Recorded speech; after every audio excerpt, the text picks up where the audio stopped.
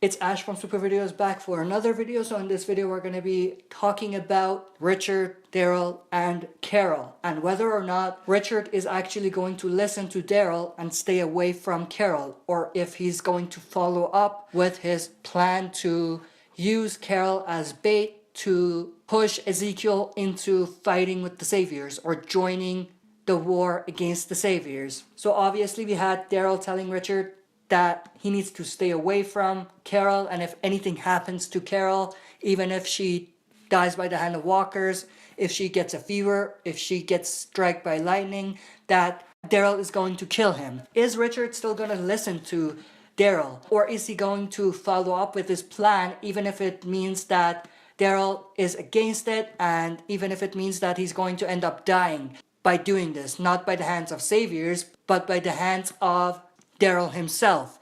In a way, he is going to sacrifice himself for the greater good. I'm still not sure what Richard is going to do. I think that that idea or that thought is still going to be at the back of his head. Even if he doesn't follow through with it right away, he might not do it right now, but in the future, he's going to have that idea at the back of his mind and he's going to act on it sooner or later. The only thing I can see that will stop Richard is if he dies before that, or if someone dies and Ezekiel changes his mind and joins the war.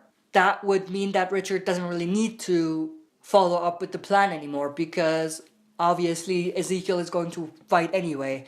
But these are the only two scenarios I can see that is going to stop Richard from actually doing what he said he was going to do. But I want to know your opinions about this. What do you think about Daryl's threat to Richard?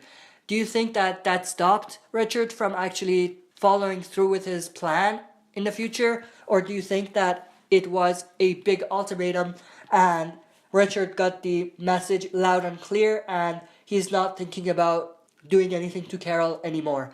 That's it for this video. Thanks for watching. I'll be back for another video.